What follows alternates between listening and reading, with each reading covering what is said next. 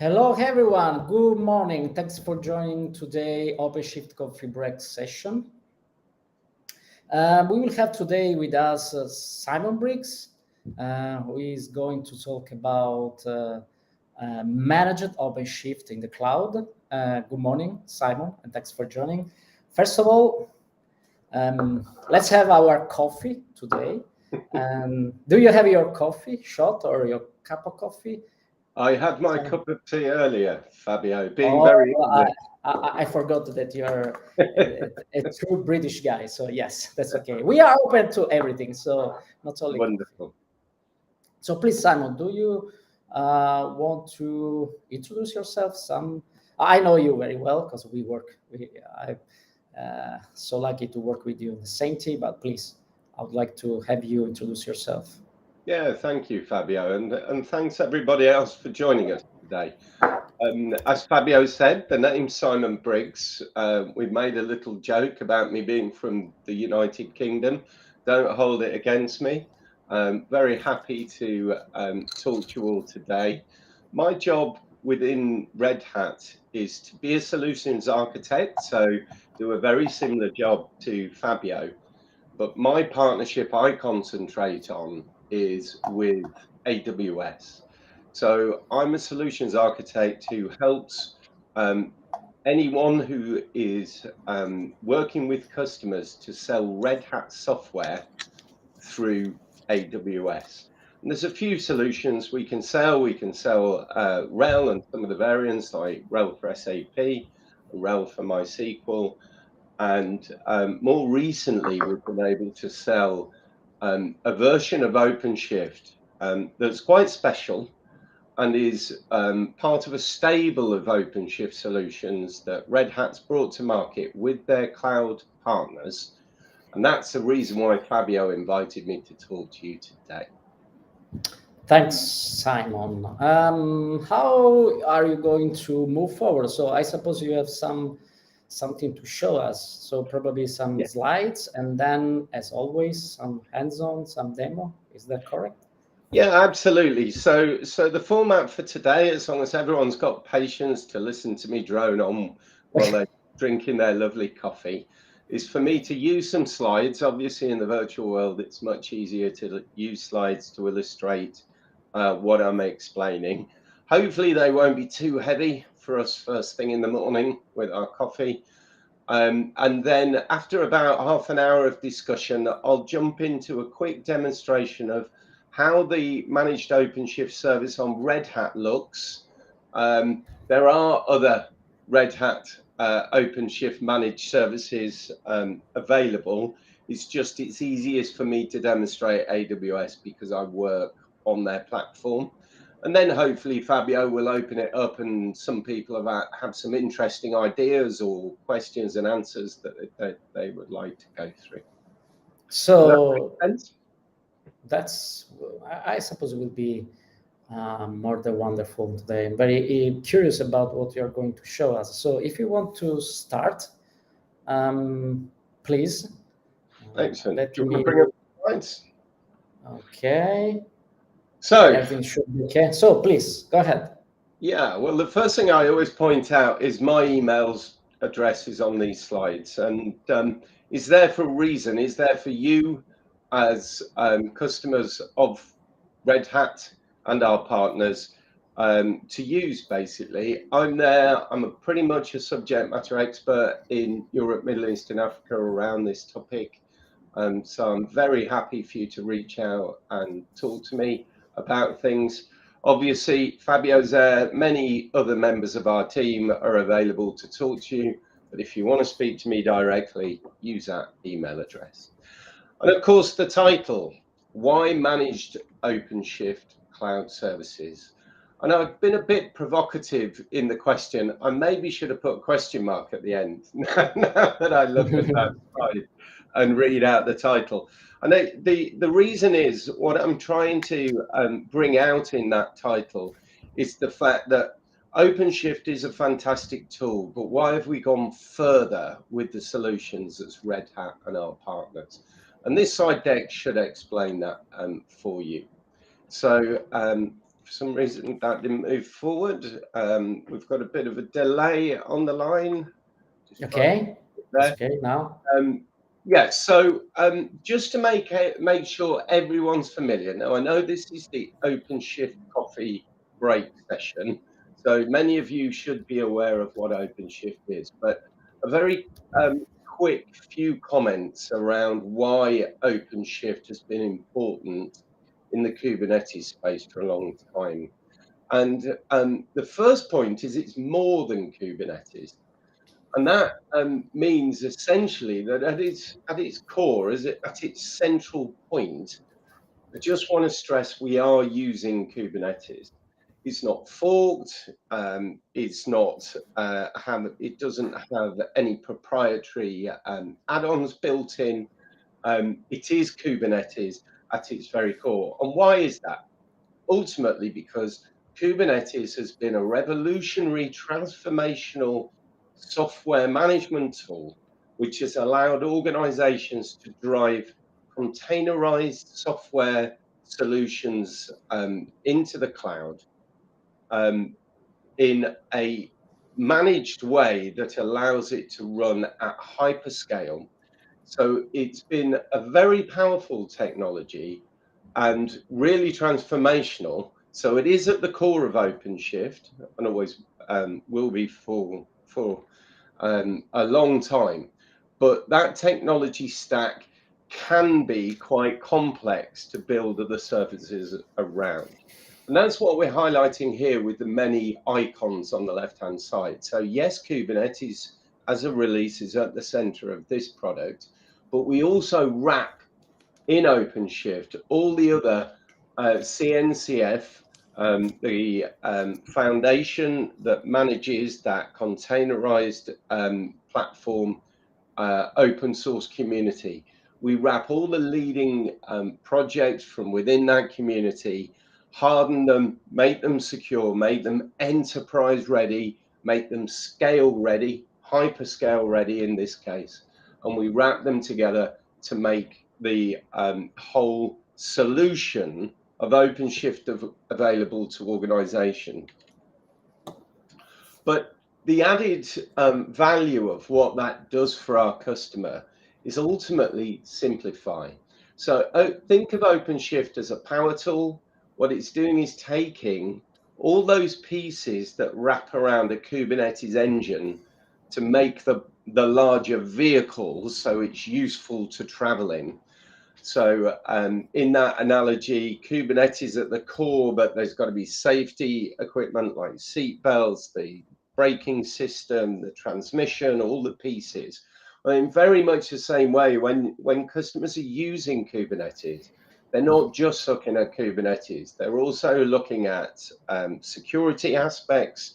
They're looking at the infrastructure aspects, monitoring all these different pieces. And they all come together in one tool with OpenShift. And this picture really illustrates that very effectively, I think. So obviously in the middle red box, what we're doing here is explaining that all those pieces come together in one tool with OpenShift. They're all built together, all tested together, all validated together, and all hardened together, which means as a customer, you can rely on the fact that the OpenShift tooling will make these things work for you. And then our life cycle will manage those pieces together in synchronization. And the point on the right-hand side is that if customers choose to use their own Kubernetes service, they're ultimately only getting the engine of the car. As a customer, it's their choice to take that engine and then add all the other pieces that I was talking about, the seat belts, the transmission, etc., around that engine themselves. Now, often, because the industry's full of very bright, technically able individuals, building that infrastructure is not such a great challenge because you tend to build in a smaller form or smaller footprint than you would in your ambitions to go hyperscale with your services. And at the point you're building it, you are just plugging together pieces that are all understood and you're able to make sure they all work together. But the image there is showing how those jigsaw pieces, hopefully that translates to a European, Middle Eastern African audience, the little blue pieces on the left-hand side of the blue box. It's illustrating there how they're all starting to come apart. And that's what happens as you take your initial build of Kubernetes and all the other services that wrap around it and start using it in anger, in production, at hyperscale. What you find is the versioning of the different pieces that you're utilizing start to diverge, and you get some very complicated risk being incurred by the customer of that service, because it's a very difficult thing to make sure all those pieces work in synchronicity ongoing as that platform lives and breathes and is used by the customers that you're delivering your services on. So ultimately, OpenShift is about delivering productivity to organizations to allow them to concentrate on delivering services on top of Kubernetes rather than concentrating on managing the individual pieces of the infrastructure under Kubernetes to build the Yeah, that's definitely a great point. Could be something already old story. So everything is integrated, everything is enterprise grade. That's okay. Could be a boring message, but the fact that OpenShift is going to provide, or is there because to allow companies, enterprises, just to provide the final value. Because technology, but we are technologists, we are passionate about technology per se. But when we speak with our customers, they need to provide value to their end customers. So just let's say wasting time to integrate, to keep up to date the versioning of specific Istio or Submariner or networking plugin is not part of their business at all. Absolutely. I sometimes upset technologists, Fabio, because I do like to be a bit not confrontational, but a little bit controversial when I talk to my customers. And sometimes I say, if as technologists we want to build platforms like Kubernetes, but we're doing it for Kubernetes' sake, and we're not actually delivering services on top, that actually means we're hobbyists. We're not professionals. And that Right. comes across as a little bit argumentative. I'm pulling at the edges a little bit. Yeah, But definitely. actually, I'm trying to make that point that a hammer is a useless hunk of metal until it's hammering something into a wall. And until you recognize that the value of OpenShift is opaque and you don't truly understand it, but when you think of OpenShift as giving a true value to customers as a tool, then suddenly its power comes forward. And often, as you say, Fabio, it's a boring message. It's boring because what Red Hat's talking about is productivity, security, reliability, performance.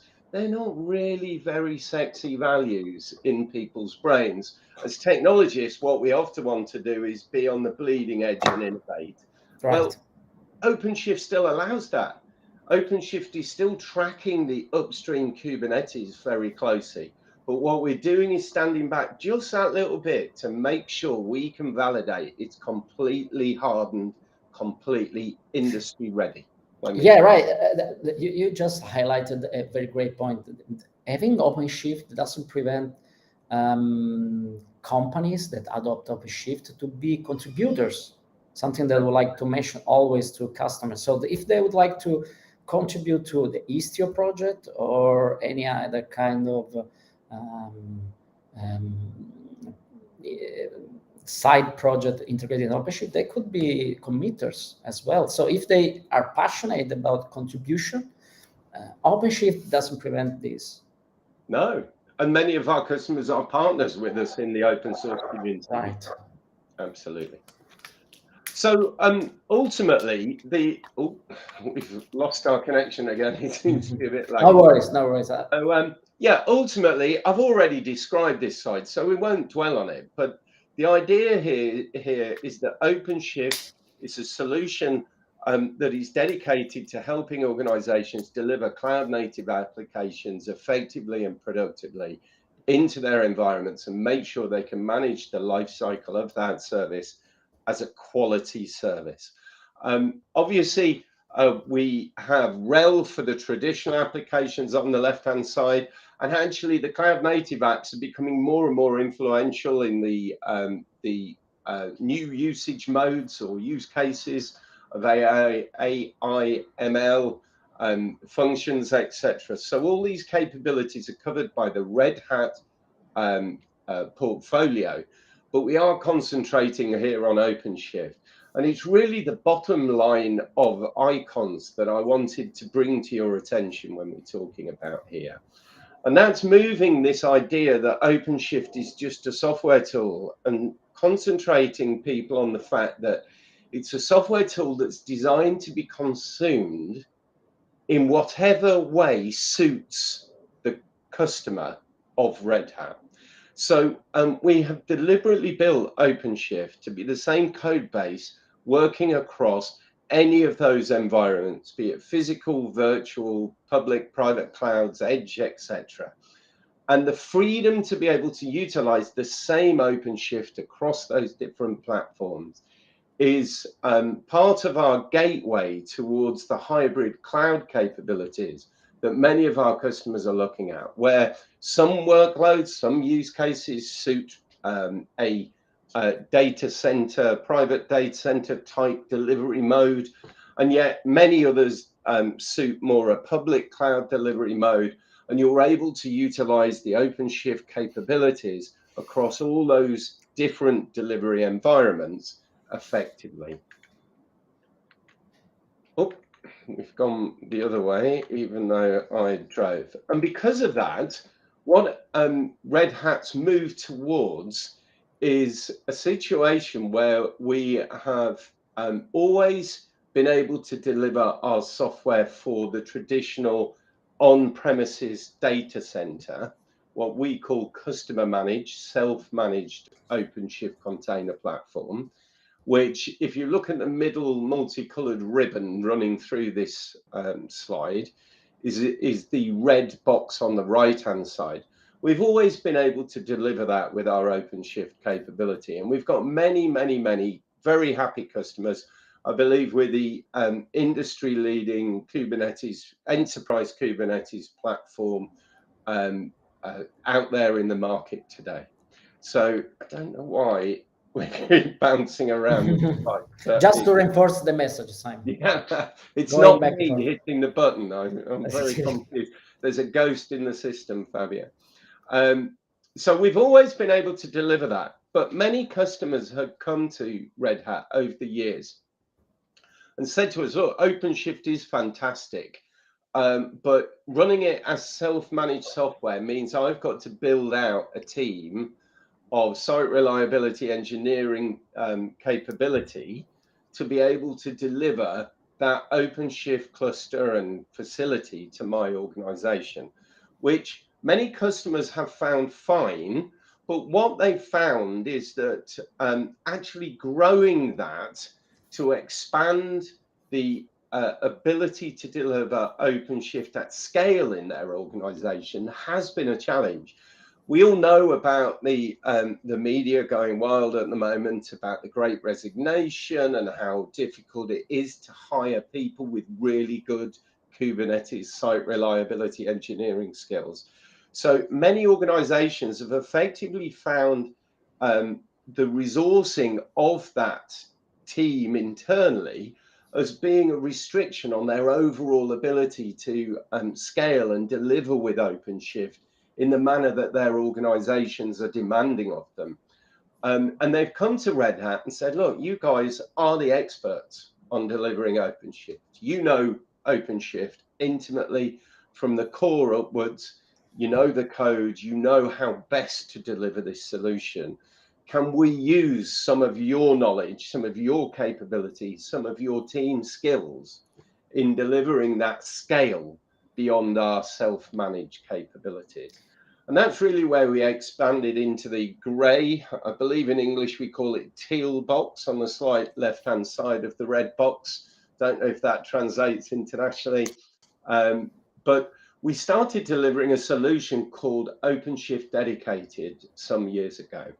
And what that was it was a solution you bought directly from Red Hat, where we wrapped the management of the OpenShift infrastructure on top of the support relationship with the OpenShift software that we were providing. And then customers using AWS initially as a cloud could buy that OpenShift Dedicated from Red Hat, and we would manage that environment on their behalf. And that solution still exists today and actually has expanded across into Google Cloud. You see the icon above it. Now that's a good capability. The site reliability engineering team or practice that Red Hat has built is very extensive.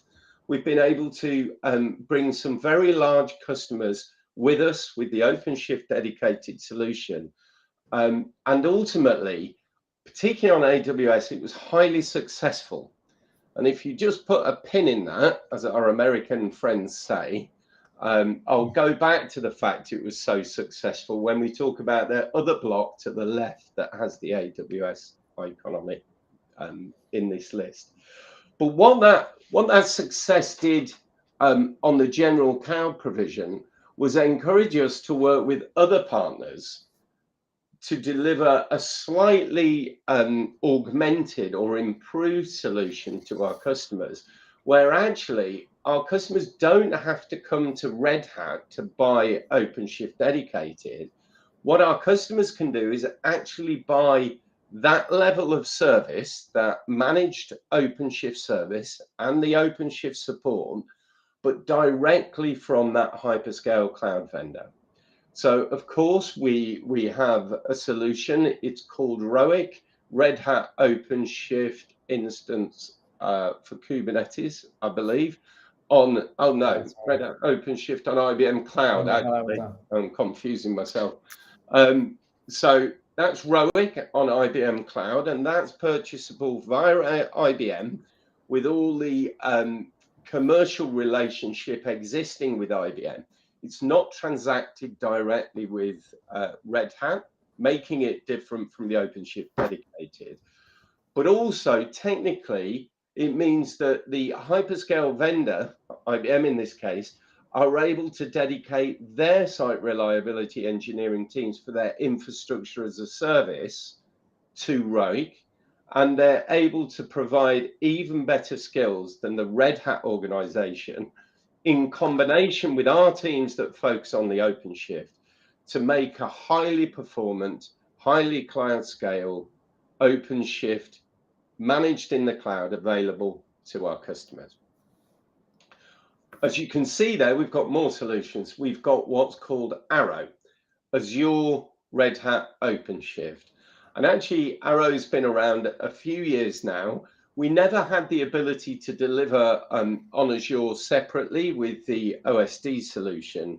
So the success of OSD on AWS actually helped us in conversations with Azure, where as an organization, they said, look, many of our customers want OpenShift, but at the moment they're having to buy OpenShift and then build it themselves on our Azure platform. Is there anything we can do as a partnership to deliver an OpenShift from Azure to our customers? And that's where Arrow was born. And then I believe recently Fabio told me that AWS came to speak to this community about the other solution, the left-hand one in the gold box, the one that I most directly support in my working day. And that's the ROSA solution, which is the latest managed OpenShift cloud service to have been released, is generally available. That was released about a year and a half, 2 years ago now. And that's where AWS sells OpenShift directly to customers, and they can consume it as part of any commitments commercially they have with with AWS, etc. but it's underpinned by AWS's and Red Hat site reliability engineering organizations as a quality service. Simon, just to give you also a break, let me ask a question. If I look at these the previous slides, no, let's say I'm a customer, the previous one, the one shot, okay, yeah, and I'm a customer. I could be just a little confusing, taking a decision and say, "Oh, yes, gather your message," but why why I should take the road of the manager service from not technical perspective, but a business perspective. Let's say from the dev part and the ops part, or from the business final and business customer side. Is there something that, in your experience, obviously? Yeah, absolutely. Yeah. So what we're trying to do here is to give customers choice, ultimately. So from a Red Hat point of view, I know the individual hyperscalers that we're partnering with have different reasons for delivering these services with us. But from a Red Hat point of view, what we want to deliver is a highly performant, easily consumable OpenShift management platform to as many of our customers as possible in whatever form they need to consume it. And actually, as I go through some more slides, we can talk about the managed service itself, how it helps the operations organization within a customer, but then also focusing on the fact that OpenShift is always a tool which is an enabler, a productivity tool to help the development organization be most effective at delivering software into their markets that's highly performant and secure. So hopefully we will get there in a moment, Fabio. Okay. So let's keep the suspense. This honestly, I feel like these slides are a pinball bouncing around again. It's just to keep our the attendees alive. Yeah, and all I was going to do here with this side is just stress, go on Red Hat's website. We have many customers who work with us with these kind of technologies. At the top, we've just got some of the major organizations who take self-managed OpenShift from us. And beneath, we've got some of the organizations who are working on this newer managed cloud service approach, where actually AWS and Red Hat, or our hyperscale vendor and Red Hat, take the burdensome load of managing the infrastructure of OpenShift on behalf of the customer, allowing them to concentrate on very focused delivery of software on top of that Kubernetes engine. So the point really, we're getting to the detail of the situation here. What we're talking about is the managed OpenShift solutions. And why would organizations be particularly interested in not managing their own OpenShift on these hyperscale vendors? Why would they want to work with us doing it on their behalf? And ultimately, it falls into these three main pillars. First of all, it's about being able to allow organizations to move rapidly towards the value of their solutions they're trying to deliver on a microservices platform. So what we're finding is that if organizations take on a self-managed OpenShift platform, it generally takes them some time to initially prepare themselves as an organization to be ready to start deploying in production services out to their customers. So effectively, there's a lag between when they invest and when they can realize the value of this solution. Well, you can imagine in a situation where you're using a hyperscale cloud environment, where infrastructure as a service is available very rapidly to organizations, then using a managed OpenShift platform where customers can take a very guided, opinionated approach to how to best deliver OpenShift on that platform, then very rapidly customers can set up that OpenShift infrastructure without all that lag of preparation affecting their ability to then deliver software on top. And an illustration of that is I built a Rosa cluster earlier today to demonstrate to you, at least show you very quickly what we're talking about here. And it took me less than half an hour to go from having no infrastructure in AWS whatsoever to then having a fully performant, secure, production-ready OpenShift environment ready to log in. And I'll show you what that environment in a minute. But that's how quickly we can deliver that infrastructure. What we're doing is taking away the complication for the customer. Obviously, our organization is automating many of those processes, building in our learnings that we already have, allowing organizations to move from inception of a project to actually allowing developers, the software engineers, the platform to deliver that value add application capability to your customers as rapidly as possible. The middle pillar talks about efficiency. Well, obviously, if organizations are allowing Red Hat and AWS to manage the infrastructure of OpenShift on their behalf, then ultimately we're able to bring the economies of scale of hundreds of customers utilizing our facility to be able to deliver at cloud scale the services that they demand. So for Red Hat, through automation and through our ability to work with AWS and other hyperscale vendors, we're able to manage our environments very, very effectively. And that actually brings on commercial advantage to customers as well. So using this kind of model allows organizations to get cloud commercial OpenShift or commercial terms for OpenShift in the cloud, which is very interesting to organizations when they're looking at scaling out that OpenShift capability for themselves.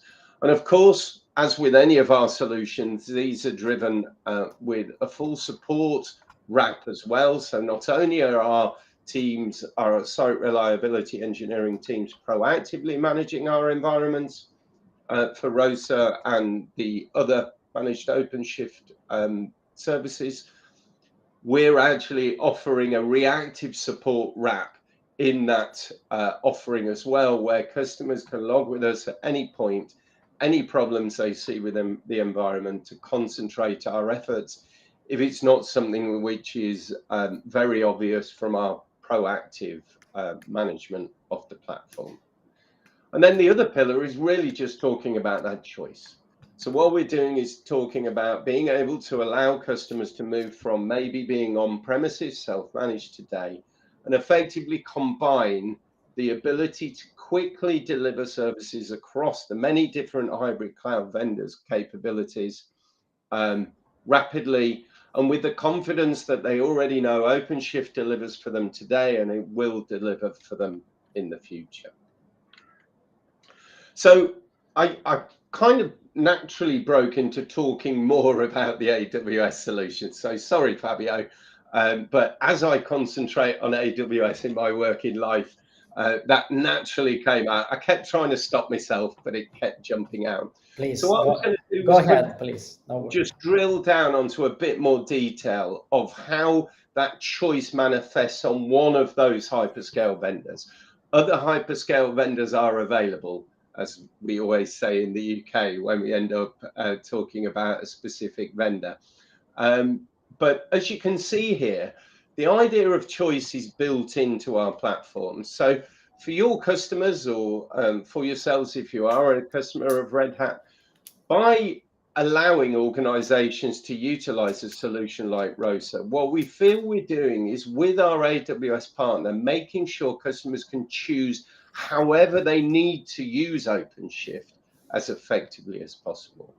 And what we're doing here is showing that you can run on your premises, in your data center, OpenShift today very effectively. And we've got a good reference link to that with Deutsche Bank, being a very powerful user of OpenShift that they manage in their data centers today.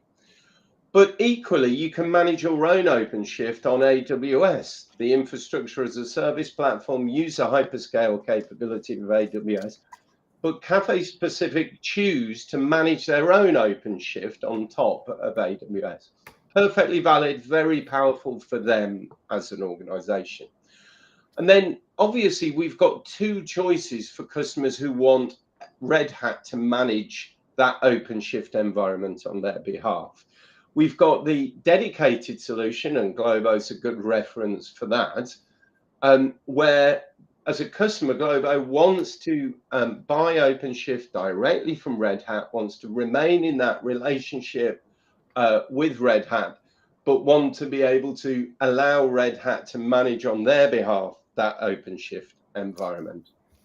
But in the fourth box to the right, what we're doing is stressing that many customers actually would like to use the ROSA service, where they're buying commercially directly from AWS. ROSA has become a native console solution, as has Arrow within Azure. You go directly onto the consoles of these hyperscale cloud vendors and you commission these services from that point. You're actually commercially buying it from those vendors. And of course, that allows you benefits as an organization commercially, because many of our customers are spending tens of millions of dollars with these hyperscale vendors per annum, which gives them very strong discount capabilities with those vendors, which necessarily might not be recognized at a Red Hat level because the investment in OpenShift might be much smaller. Simon, may I ask you, as long as I move from the left to the right in this picture, do I miss something in terms of flexibility in the configuration phase? I mean, something that is not possible to do when if I go from the on-premise self-managed OpenShift to the Red Hat OpenShift service on AWS, ROSA. Do I keep the same level of flexibility, freedom in terms of plugin, network plugins, something like that? Or yeah, good question, Fabio. So if you move left to right across this picture, you're effectively moving across the freedom spectrum, and that's a natural result of the solution. I did say when I was talking about the managed OpenShift cloud services earlier that we deliver an opinionated way of consuming OpenShift with those services. And that's not something that Red Hat hides from. We actually think there's great value in customers using our knowledge about our software. But if you think about it, the red box on the far left, as you look at this, the customer managed solution, that gives customers ultimate flexibility on what they want to deliver from an infrastructure and an OpenShift point of view. The infrastructure is theirs, it resides in their data centers, they have control over access and usage of that infrastructure, and the software can be deployed in a myriad of different combinations of approach. As you move through, it gets a little more opinionated. So obviously, when you're buying from a cloud vendor in the customer managed on AWS model, the infrastructure is managed by AWS, so some of that freedom is lost. As you then move into the managed solutions on the right-hand side of these blocks, actually you're consuming Red Hat's opinion on what is best when using OpenShift on these cloud platforms.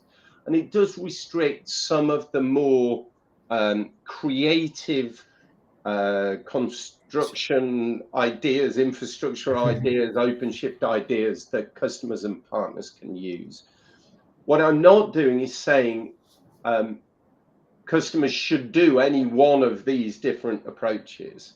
What I'm trying to do is say that Red Hat as an organization is opening up its capabilities to allow customers to choose which one of these blocks suits them most readily. Okay, cool. So it's a good point, Fabio, and thank you for yeah, that could be. I'm thinking about specific use case. That could be telco, mainly. Oh, absolutely. When you have to, Yes. let's say, play or enjoy with a specific network plugin, probably in that case you need some more flexibility. But 90%, 95% of the use cases probably can be well covered by the right-hand side of this picture. Yeah, absolutely. And a lot of my job is helping organizations understand which one of these kind of approaches suit them most, to be honest. Yeah. And actually, sometimes the answer is EKS or AKS. Red Hat is trying to be the leader in thought of how organizations should utilize the best technology on their behalf. And we don't shy away from those conversations, sometimes talking to customers with our AWS partners. I recommend that EKS is the solution for that customer. More often, actually, as you say, ROSA fits their use case very effectively because they haven't got those unique, distinct requirements that maybe telco have, etc. Fabio.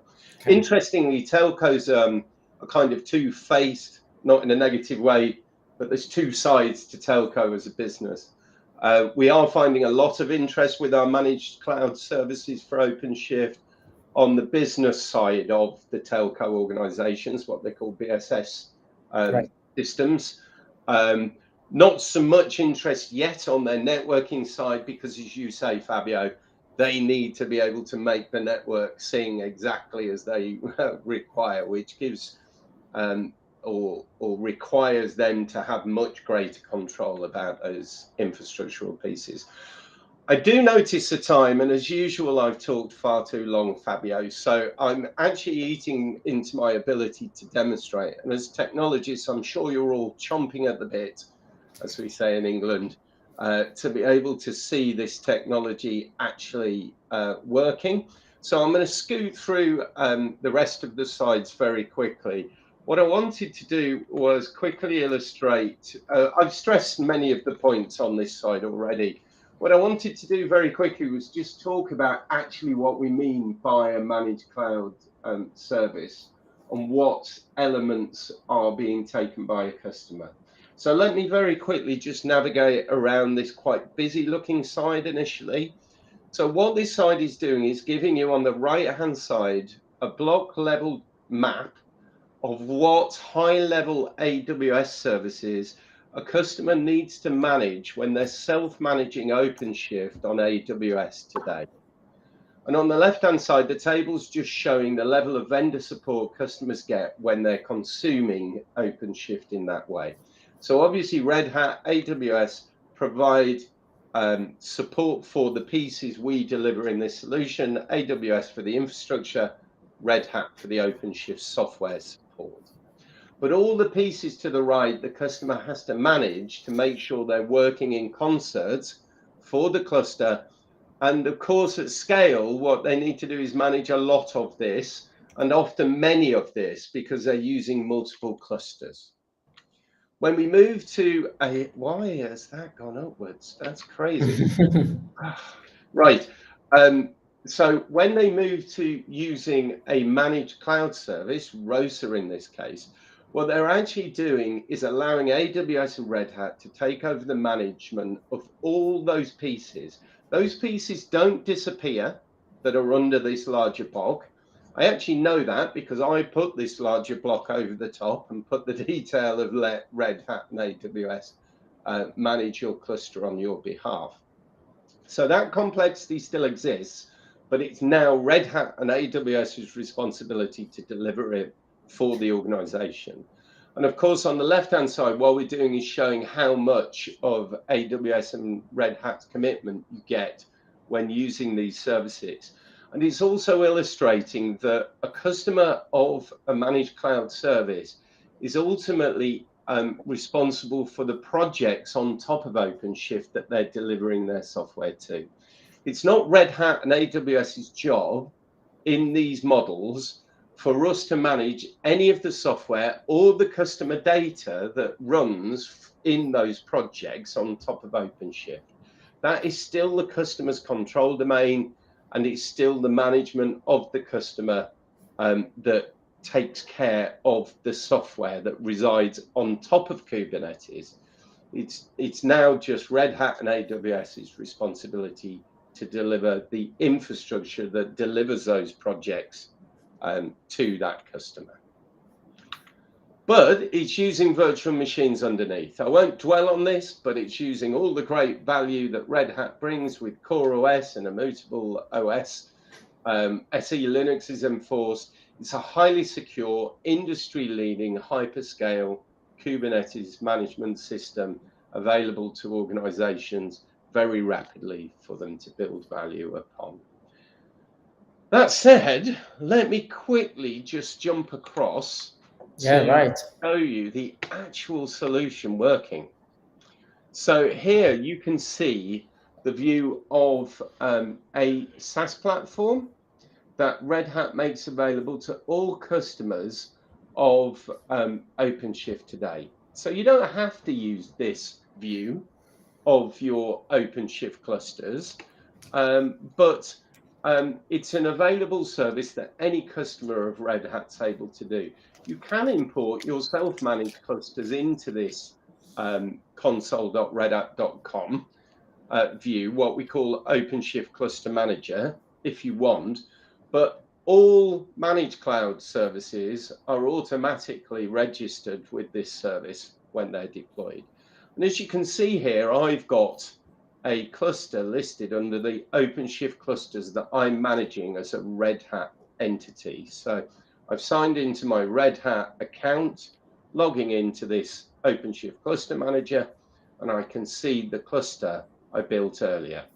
And actually, if we drill down using this view, it's a very easy view to show you how the different technology works. You can see here that this morning I created it for everyone. Obviously, I'm an hour earlier than you guys, so that was 8:44 in the morning on Central European time, Fabio. And I've got any immediate information telling me that that cluster's healthy. It came up in a very short period of time, and I've got it built in certain ways. So this tooling then allows you, as the manager of that OpenShift cluster within an organization, to start making it available to the rest of your organization. As I said, there's projects you're going to want to deploy on top of this OpenShift infrastructure to allow your developers to deliver code and your operators to manage the environment to support that code. So very quickly here, you can introduce an identity provider. I've already created one using the HT password capability, which allows me to create a cluster admin straight away once I've built the cluster. That's a good practice for any organization to be able to then set up the OpenShift part of ROSA for their internal customers to be able to use the solution effectively.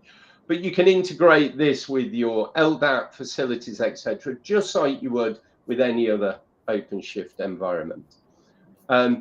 You can add on extra capability. So many of the powers of OpenShift initially are not turned on when you deploy an OpenShift environment. You can turn them on because they actually put pressure on your OpenShift cluster. So it's something to opt into.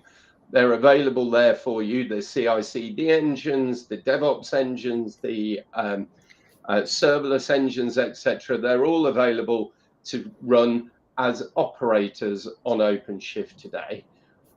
Within the managed cloud services model, though, there's also some kind of Uber operators. We call them add-ons. And when you deploy them, they become part of the managed service for the managed OpenShift. And in this case, we might want to integrate the already existing logging that's going on in the background. For some reason, the screen's not refreshing. There we go. The logging in the background. So you can think we're managing this service on behalf of customers. We're using a lot of logging and automation to make sure that service is performant and available. And many customers want to be able to see that information themselves in their own management platform on AWS. And integrating CloudWatch is a very simple process here in this GUI. Just to stress, though, you can utilize the command line interface for ROSA to do all these things equally. When I set up my cluster, you probably saw, the eagle-eyed people on the call saw that there are some workers that are deployed. Initially, they get deployed to what we call a default machine pool, but many organizations want to run different kinds of instance types in their cloud vendor against the OpenShift cluster that they're working on, and use labels and tags to dictate where pods reside when they actually operate within the OpenShift infrastructure. So within this tooling, it's very easy to be able to set up a new machine pool of worker nodes available to the infrastructure. And importantly, you can even use EC2 spot instances for cost control within this environment. I actually wrote a blog about that. If you do a search for Simon Briggs and spot instances on AWS, ROSA on Google, you will find that information. What I wanted to do, though, was very quickly just drive into that OpenShift just to show you on this demonstration that it is a fully performant standard OpenShift that becomes available. And you can see there, I can log in as an administrator. As I said, I created my cluster admin, and there I can start helping organizations within my business to get ready to create new projects to deploy my software into. And all of that was available within tens of minutes, from commission of absolutely nothing to the point of getting a production, secure, industry-ready OpenShift available for my software to be deployed upon. Simon, a question, easy one, I hope. ROSA can ROSA be managed through the ACM, so Advanced Cluster Manager for Kubernetes? Yeah, so what we've done is concentrate on the OpenShift tier in this conversation. And it's good, Fabio, you broaden out that conversation to how OpenShift works within the wider tooling portfolio of Red Hat. The reason why I'm asking this, because I want to highlight again that something they already mentioned. So freedom in the choice of the whatever kind of OpenShift release and Kubernetes as well. A customer would like to leverage. So through ACM, probably you can have your ROSA, you can have OpenShift on-premise. So you can control your wide range of OpenShift instances beyond whatever kind of infrastructure is underneath. Yeah, the ACM is a fantastic tool for being able to free yourself as an organization to that level, Fabio. So obviously with ACM, you manage from an application-centric approach. And there you can build rules that say, I have a cloud in Arrow, I have a cloud in ROSA, I have a cloud in ROIC, I have a self-managed cloud. But I want to deploy 10 different applications, all with different use cases and requirements as part of them.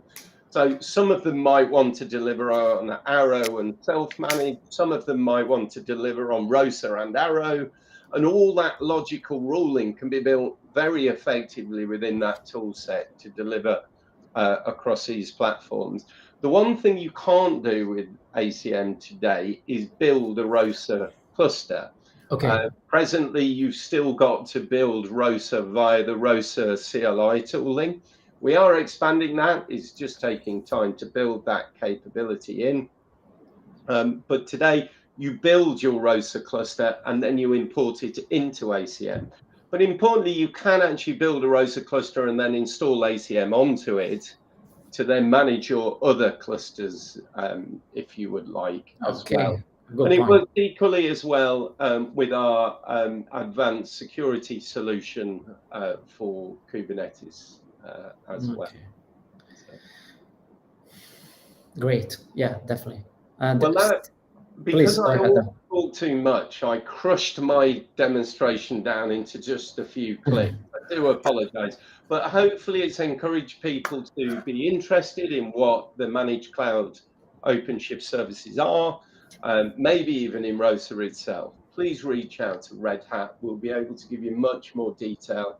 Obviously, this has been a bit of a drive-by shooting of an illustration of what tooling are able to do. And anyway, I shared in the meantime. I googled your blog post, so I shared it in the chat. Thank you. It looks really interesting. And just to wrap up, first of all, Simon, really appreciated your session. Really interesting, and thanks for your availability. I'm going to share a link to our audience in order to so that they can look at all the agenda of the OpenShift TV streaming platform. Please, if you want to start to play with the OpenShift in a very smooth way, register yourself or access the Red Hat Dev Sandbox platform. You just need your Red Hat login. Our audience today was very shy, or probably everything was so clear. That's I'm pretty sure, because your explanation was very. They're probably shy, Fabi. Okay, so thanks again. Join our next session next Wednesday, same time, same coffee or tea. So it's up to you. And Simon, we will meet soon in next meeting. Grazie mille, Fabio. Okay. See you soon. See you soon. Bye. Ciao. Cheers.